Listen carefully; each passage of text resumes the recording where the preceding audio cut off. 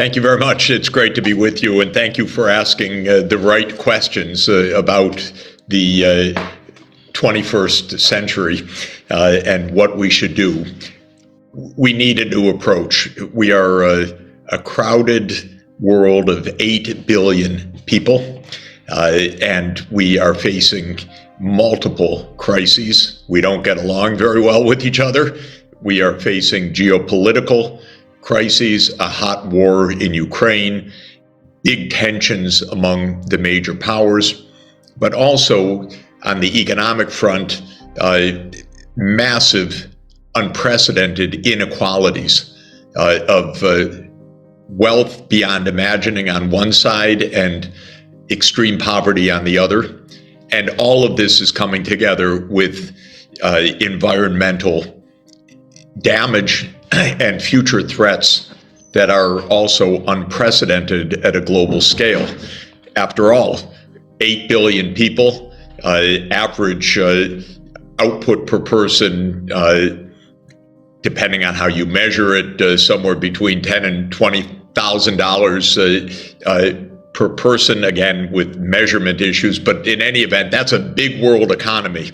That's an economy of $100 trillion or more, doing incredible damage to just about every ecosystem, fishery, water supply, climate that we have. So all of this means the world economic system is not working properly. That failure was already identified, I'd say 50 years ago, when the collision between the economy and the environment first came to the global awareness at the Stockholm Summit in 1972. It was really clear by the time of the Rio Earth Summit in 1992, but because of failures of our institutions, failures of our political imagination, and failures of our economic ethics, we're not solving these issues. My country, the United States, is more interested in geopolitics and in U.S. hegemony than it is in global prosperity.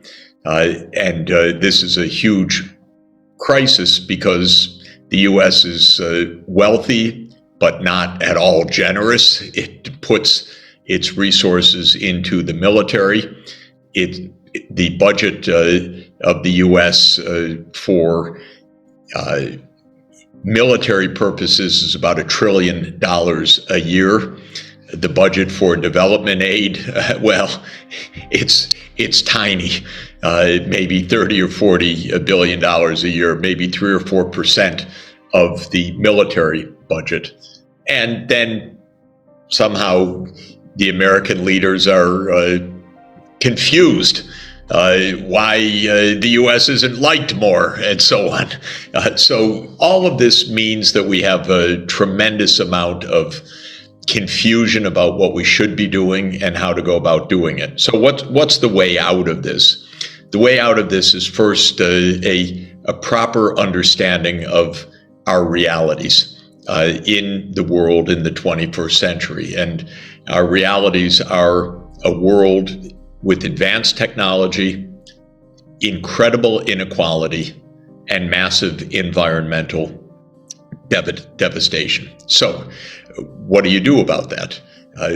The core idea of what we should do is sustainable development, which means that these technologies should be available for human well-being everywhere, that people have basic economic needs, proper diet, access to healthcare, access to education, access to digital services, access to electricity, that need to be respected for everybody, that we should be investing in technological transformation so that the energy that we undoubtedly need to feed and clothe and provide for 8 billion people is safe, green, renewable energy, not fossil fuel-based energy that is wrecking the climate. And we need to understand that in today's world, no small part of the world can run or should aim to run or should even think about running the whole world. Unfortunately, the North Atlantic region, including the UK and the United States and Western Europe, got used to the idea that they ran the show. Really, for the last 200 years, the world has been dominated by North Atlantic countries. Britain, of course, swallowed up India completely by 1858 in the British Raj. Africa was divided among the European imperial powers at the end of the 19th century. The United States got into the act after World War II in a very big way, with military bases in 80 countries around the world. Come on. This is pretty outrageous, actually. And the American mindset was, well, the Americans have to run the world or the world's going to fall apart. As if the whole world is waiting for 4% of the world, and by the way, 4% that doesn't have a very good sense of history or geography, telling the rest of the world what to do. And it doesn't work. So we're moving from a North Atlantic world to a multipolar world.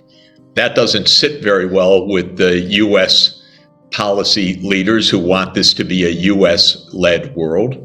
But we should also be clear, we've got lots of tensions all over the world, and some of them have nothing to do with the United States. Some of them just have to do with the interactions of other countries. And this is also extremely dangerous. We need India and China cooperating, really cooperating, not as antagonists, but as two giants that are cooperating with each other. We need both cooperating with the African Union, and not the African Union as some fringe in the world, but as a region that has 1.4 billion people, almost exactly the same number as in India and in China. But Africa has been marginalized for hundreds of years by the major powers: slave trade, imperial rule, continued poverty. This is not acceptable either. So my view is sustainable development, multipolarity, global cooperation, and investing properly in our future. And I think that there are a few key pillars of this that I would emphasize. One is that, unlike governance of the past, we actually need quality governance, governments that know what they're doing and that can think ahead.